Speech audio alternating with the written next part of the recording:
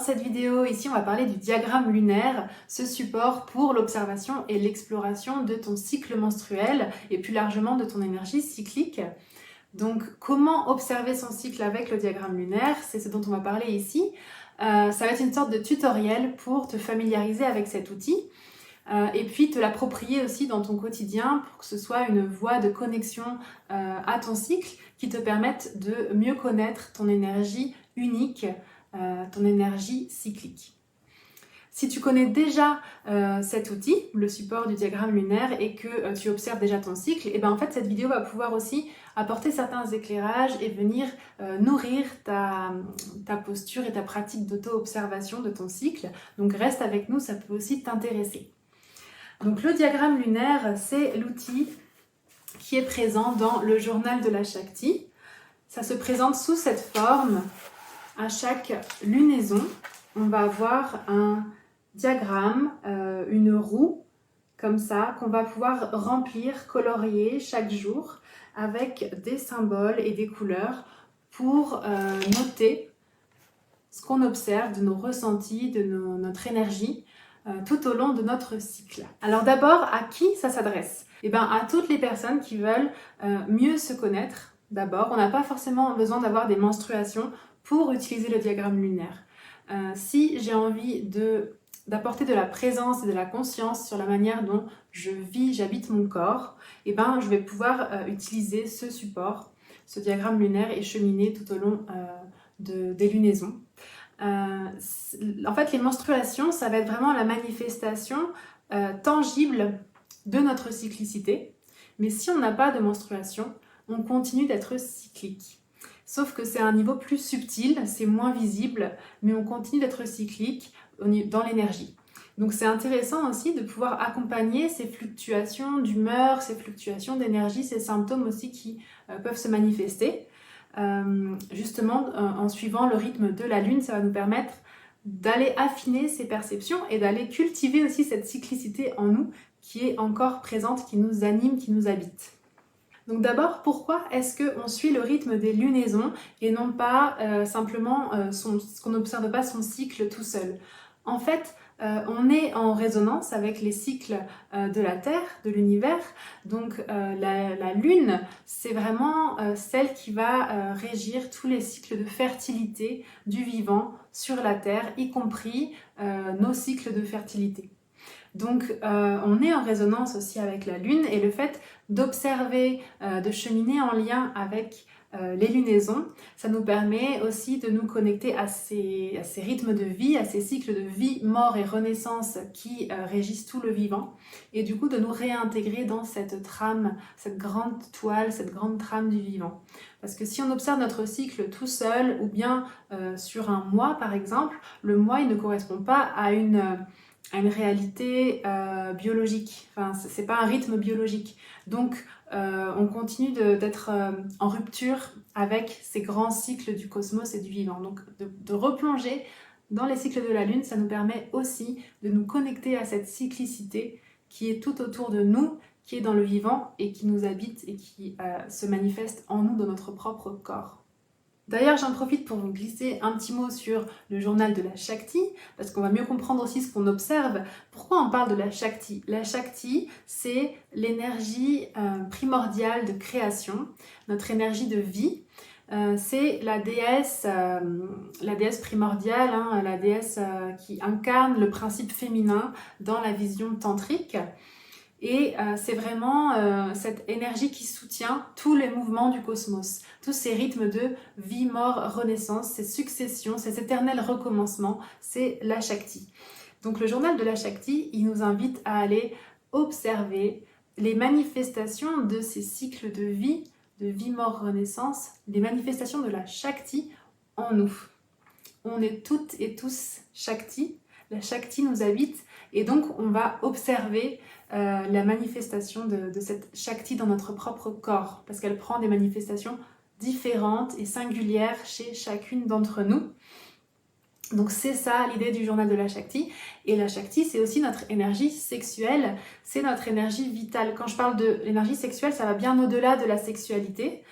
Ça parle de vraiment l'énergie qui nous met en mouvement, qui met en mouvement le cosmos, la vie, et c'est notre énergie de vie, en fait, notre élan de vie.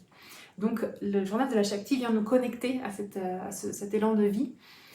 Notre cycle menstruel, en fait, c'est la manifestation de notre énergie sexuelle. C'est la manifestation sous la forme d'un cycle, la manifestation cyclique de notre énergie sexuelle, de notre énergie de vie. Donc c'est ça qu'on va aller observer avec le journal. Ok, alors maintenant on va pouvoir plonger dans le diagramme lunaire pour voir justement comment concrètement on va pouvoir observer les manifestations de la Shakti dans notre corps, comment on va pouvoir observer notre énergie cyclique. Juste avant de poursuivre, le diagramme lunaire, c'est un outil qui est inspiré du Mandala Lunar, un ouvrage qui est édité au Brésil. Et ce sont 3 femmes qui sont à l'origine, qui ont conceptualisé, en tout cas organisé les informations de cette manière-là. Ici, il est revisité sous l'angle de la Shakti. Et on retrouve aussi ce support sous d'autres formes comme la roue menstruelle, on trouve différents noms, la roue menstruelle, le diagramme lunaire, la roue des cycles, etc. Donc c'est un outil qu'on retrouve sous différentes formes et l'idée ici ça va être vraiment d'aller se l'approprier pour que ça devienne notre outil qui correspond à ce qu'on a envie d'observer sur notre cycle. Alors on va commencer par voir comment s'orienter sur le diagramme lunaire. Par où on commence? C'est parti!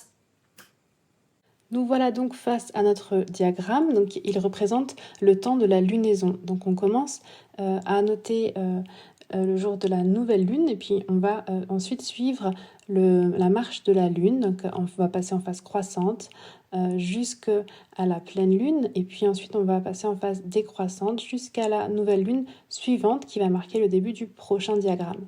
Les jours de nouvelle lune et pleine lune sont légèrement teintés, donc on les repère un peu plus facilement. Et puis on va commencer notre annotation, du coup le jour de la nouvelle lune, qui ne correspond pas forcément au premier jour du cycle, de notre cycle menstruel.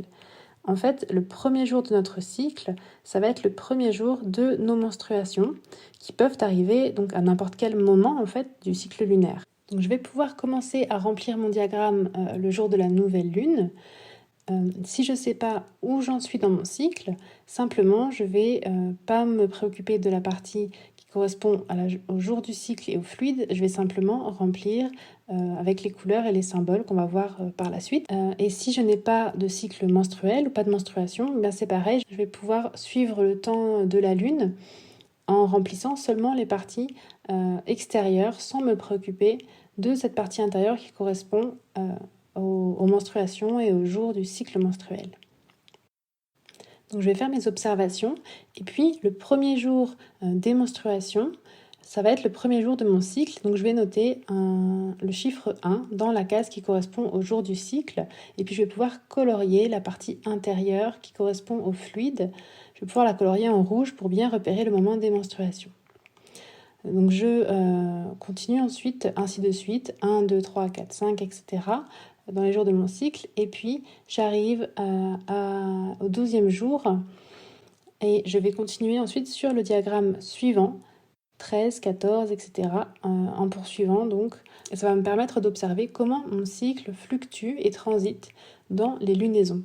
Donc il se peut, si j'ai un cycle court, que mes menstruations apparaissent 2 fois sur le même diagramme, ou si j'ai un cycle long, que en fait je poursuive sur le diagramme suivant. Ok, alors maintenant qu'on se repère bien sur le diagramme lunaire, on va voir comment, étape par étape, on va pouvoir aller observer notre cycle menstruel.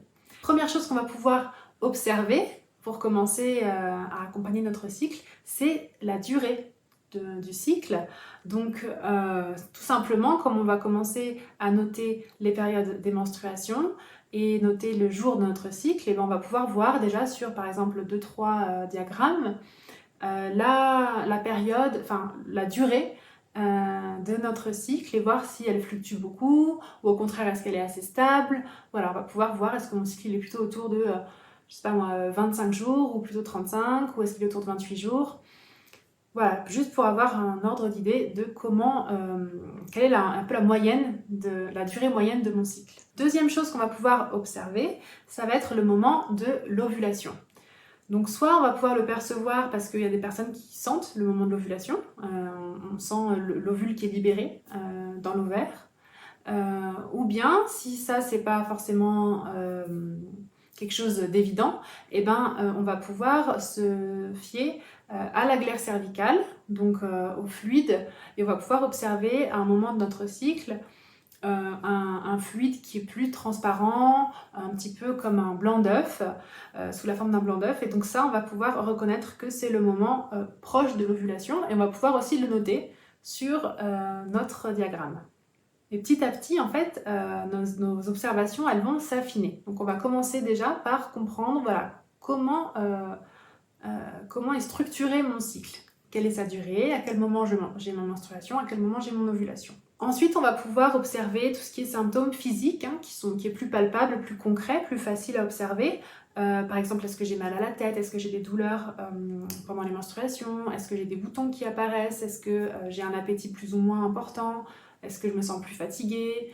Et puis, on va pouvoir noter ensuite les émotions, tout ce qui est aspect émotionnel. Mon activité mentale aussi, les pensées, mes rêves, etc. Et puis notre énergie sexuelle. Donc, je vais y revenir sur tout ça, là je fais juste un tableau un peu rapide. Et puis des pratiques particulières, donc ça c'est aussi, je vais y revenir à la fin, c'est parce que c'est vraiment la proposition du journal de la Shakti, c'est de pouvoir aller pratiquer, une fois qu'on connaît en fait notre énergie cyclique, de pouvoir intégrer des pratiques de yoga qui vont soutenir l'énergie de notre corps, qui vont soutenir notre équilibre hormonal. Et donc on va pouvoir observer comment ces pratiques vont influencer notre cycle. Donc ça c'est dans d'autres vidéos où je vous explique tout ça. C'est une proposition pour aller voilà, travailler avec cette énergie de la Shakti. Donc on a sous les yeux ici un diagramme lunaire rempli, colorié. Donc on va pouvoir le remplir avec des couleurs qui vont représenter notre énergie et ses nuances en fait. Donc il va y avoir ici sur la légende, ce qui est proposé, c'est d'observer comment notre ancrage, notre énergie sexuelle, la confiance en soi, l'empathie, la communication, l'intuition, la spiritualité et la connexion à notre yoni. On va y revenir par la suite pour savoir ce qu'on entend derrière ces thèmes-là.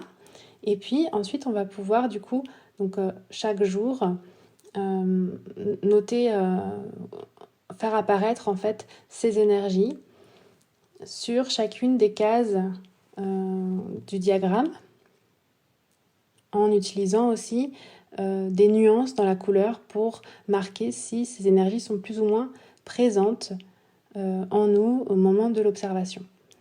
Et puis, on va pouvoir ensuite affiner l'observation en ajoutant des symboles qui vont correspondre à des symptômes physiques, par exemple les crampes utérines, mon appétit, est-ce que j'ai des boutons, est-ce que j'ai mal à la tête, est-ce que je ressens des douleurs ou du plaisir. Ça va être aussi tout ce qui concerne l'activité mentale. Est-ce que je me sens concentrée, au contraire dispersée, comment sont mes pensées, mes rêves, etc.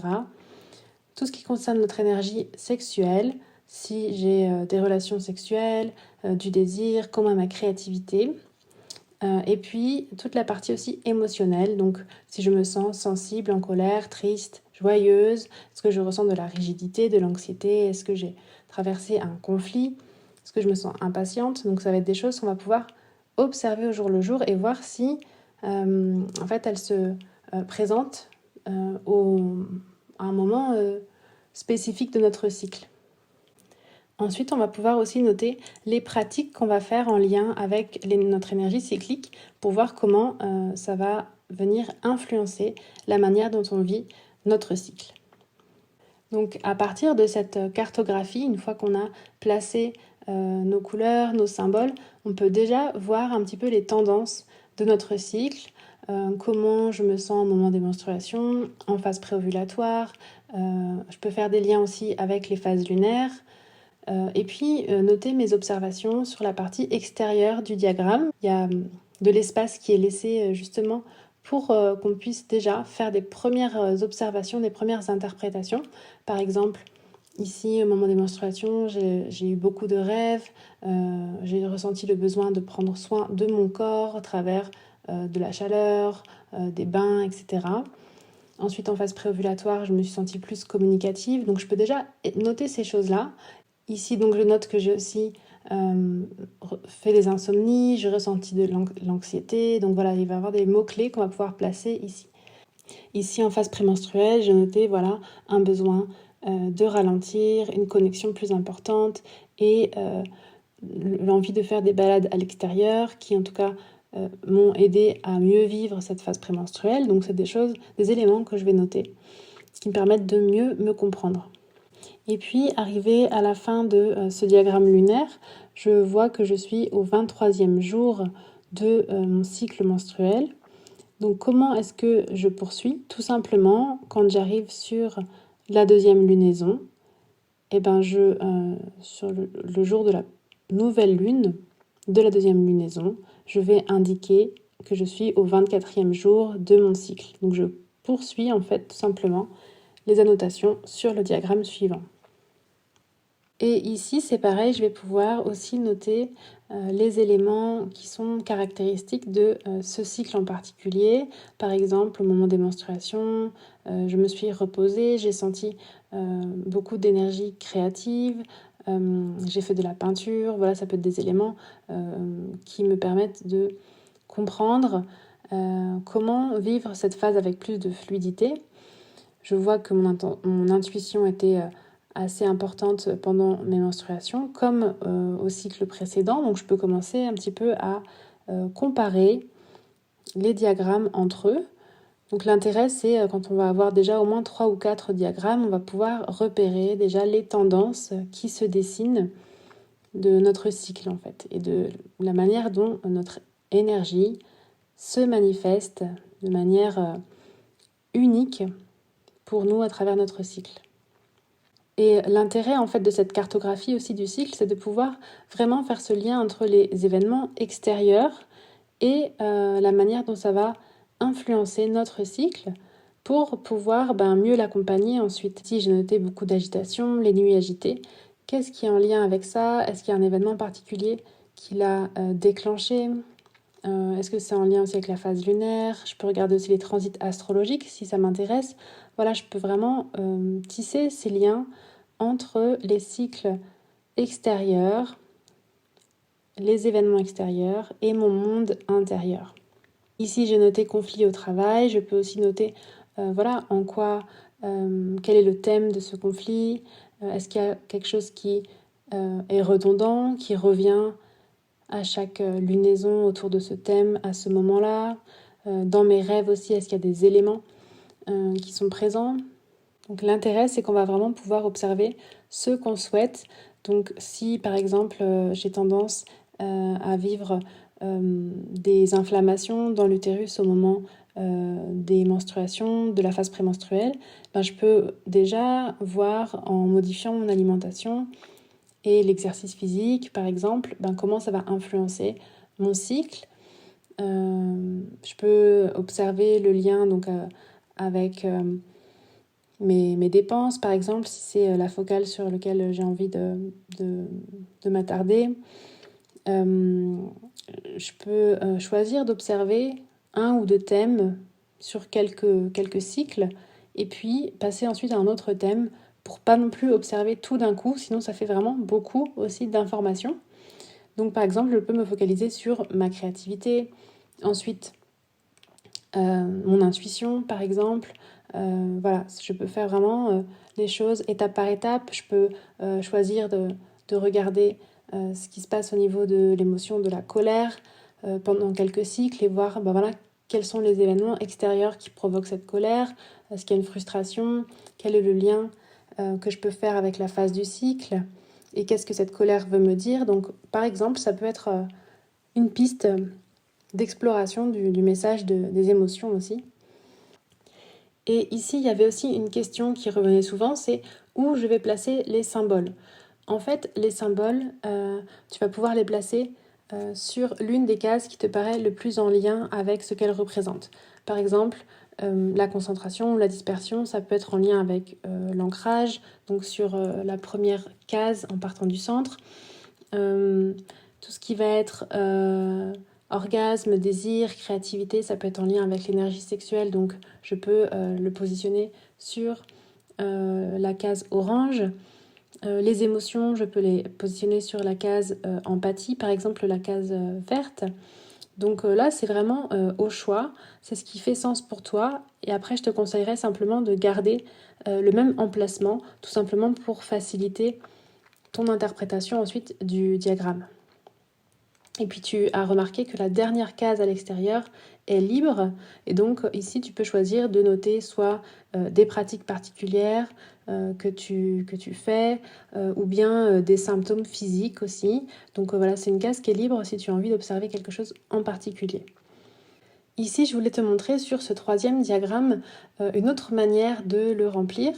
Comme tu le vois, du coup, on n'est pas obligé non plus d'utiliser des couleurs et des symboles. Si on a envie d'y mettre, par exemple, des mots-clés, que ça nous parle davantage, on peut noter des mots-clés par rapport aux rêves qu'on a fait, à ce qui s'est passé dans notre journée, aux choses qui ont été fluides dans la journée.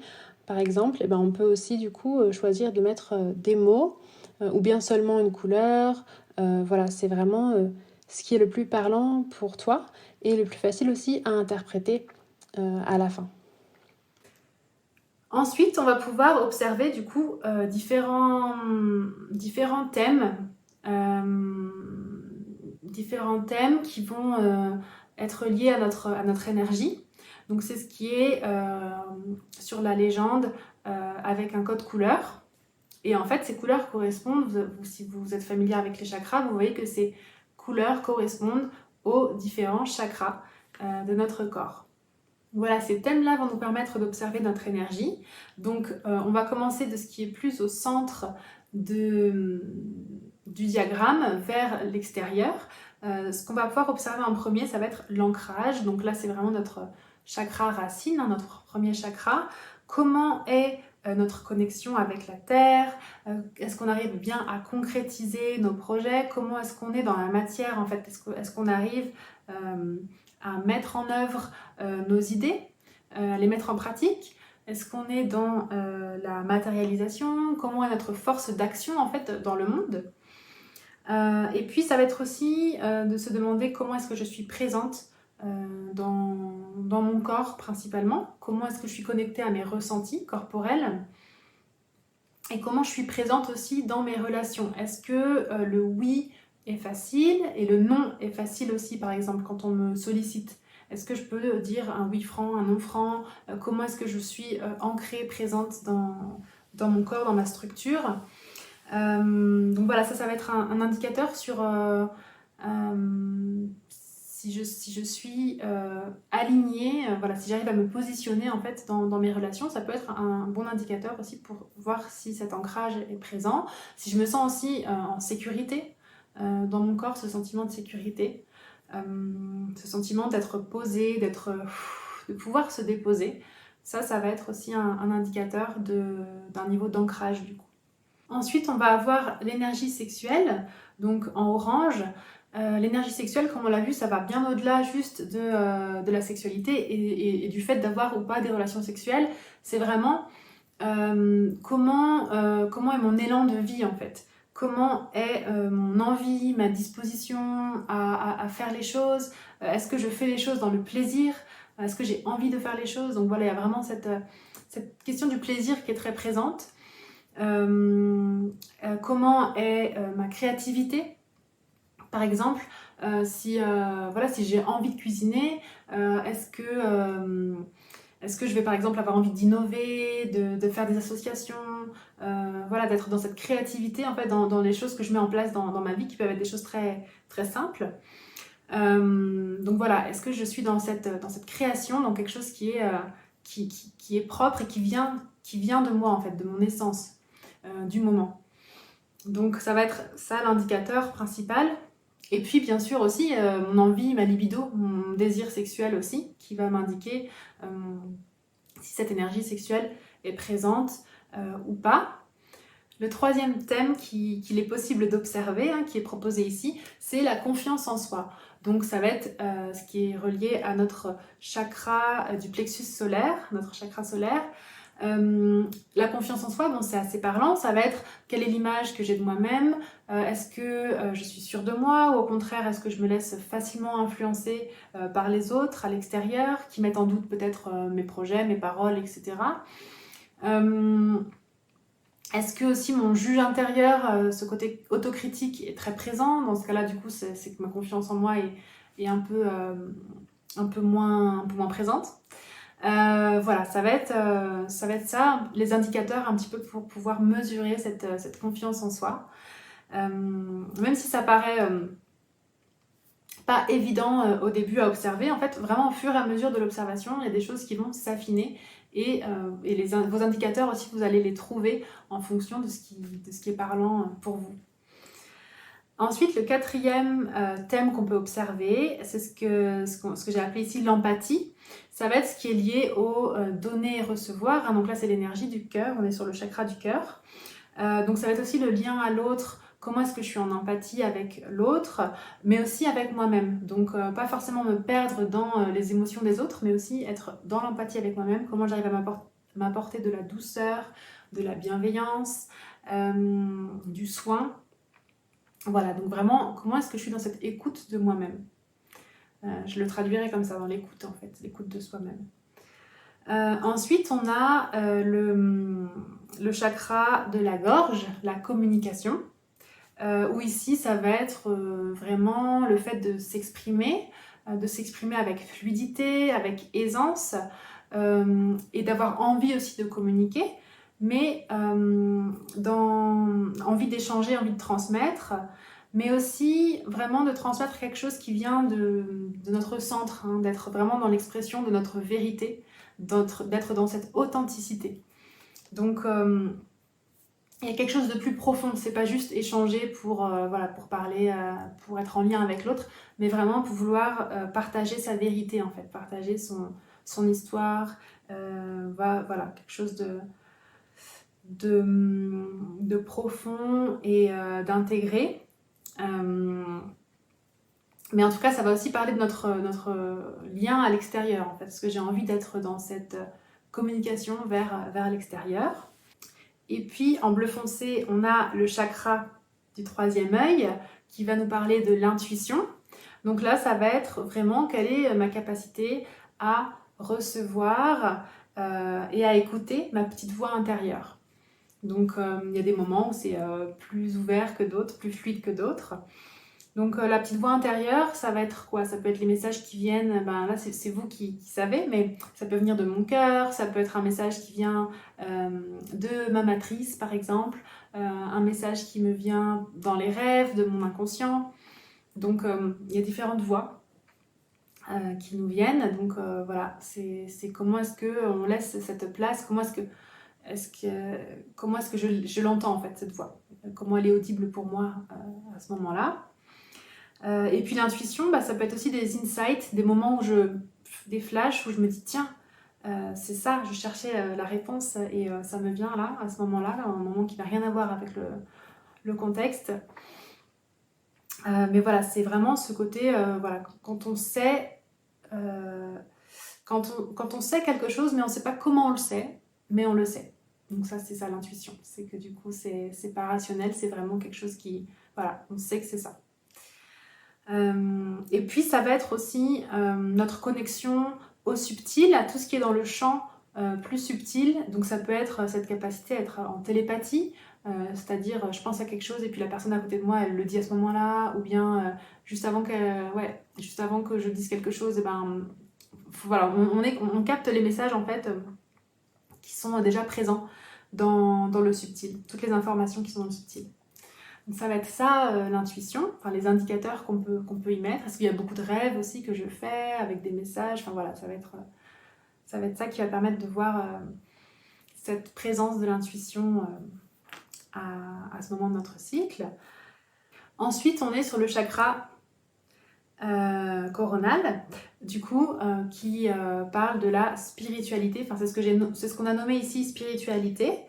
Ça va être en fait cette connexion à plus grand, cette connexion au grand tout, au cycle de vie, justement, à ce qui nous englobe, ce qui nous dépasse, ce qui nous transcende. Donc vraiment d'être dans cette conscience du principe d'unicité, qu'on est tous un, qu'on est tous la même chose, qu'il n'y a pas de séparation. Donc c'est peut-être plus difficile à mesurer par un indicateur, parce que là on est quand même plus dans le subtil, mais un indicateur, ça pourrait être un sentiment de paix intérieure quand je fais confiance à quelque chose de plus grand. En fait, je sais que, entre guillemets, tout n'est pas sur mes épaules et qu'il y a quelque chose de plus grand qui me guide et qui m'accompagne. Donc après, on y met les mots qu'on veut. Là, vraiment, la spiritualité, c'est large parce que chacun et chacune va le vivre d'une manière qui lui est propre en fonction de son histoire et de ses affinités, de ses ressentis. Voilà, c'est vraiment plus un état d'être en fait, un état d'être quand on se sent centré, on se sent guidé et voilà, on se sent au bon endroit, on va dire. Et le dernier point qui est proposé, le dernier thème qu'on peut observer, c'est ce qu'on a appelé ici connexion yoni. Alors la connexion à la yoni, en fait, donc là c'est pas un chakra pour le coup, mais c'est plutôt une invitation à porter notre conscience sur comment on est présente dans notre yoni. La yoni, je précise, c'est notre matrice, notre utérus, mais plus largement vraiment notre centre énergétique aussi qui est lié à tout notre système génital, donc utérus, trompe, ovaire, col de l'utérus, canal vaginal, vulve, voilà, c'est vraiment l'ensemble. Et donc là, la proposition, c'est vraiment de pouvoir y être connecté, en tout cas de porter de la conscience dessus. En fait, beaucoup de femmes aujourd'hui vivent en rupture avec leur corps et plus précisément avec toute la région de notre yoni. Donc là, la proposition du journal de la Shakti, c'est des pratiques en fait de yoga matriarcal qui sont soutenues par cette connexion à notre yoni en fait, à notre source de vie, à notre source de l'énergie Shakti en fait. Donc c'est pour ça que là l'invitation ça va être de pouvoir observer en tout cas cette connexion, si on le souhaite, d'observer cette connexion à notre matrice. Et de voir comment aussi elle fluctue tout au long de notre cycle. Voilà pour ce qui est des thèmes d'observation. Et ensuite on va pouvoir affiner avec des symboles pour aller plus précisément dans l'observation. Voilà, maintenant tu as les clés et des pistes d'exploration pour partir à la découverte de ton cycle menstruel, de ton énergie cyclique, ou bien aussi pour aller approfondir la connaissance que tu as de toi-même et de ton cycle. Merci d'avoir suivi cette vidéo jusqu'au bout. J'espère qu'elle aura pu nourrir certains aspects de ton observation, de ta posture d'auto-observatrice de ton corps, de ton cycle, et aussi nourrir ta créativité et ton envie d'aller explorer voilà, en t'appropriant vraiment ces outils qui est le diagramme lunaire. Si tu as envie de continuer à découvrir plus autour du cycle menstruel et de l'énergie cyclique, je t'invite à rejoindre le canal Terra Samambaya. Je vais partager d'autres vidéos, comme je disais, sur des pratiques du coup de yoga cyclique, donc avec des pratiques qui vont activer le circuit ascendant ou le circuit descendant, qu'on va pouvoir utiliser dans différentes phases du cycle et qui vont nous permettre d'aller réguler aussi le cycle menstruel. Donc, en tout cas d'accompagner le flux de notre énergie. Donc une fois qu'on connaît notre cycle, on va pouvoir aller l'accompagner à travers des pratiques. Donc si ça t'intéresse, tu peux me rejoindre ici et je serai ravie qu'on chemine ensemble. Voilà, il me reste à te souhaiter une belle exploration et je te dis à très bientôt.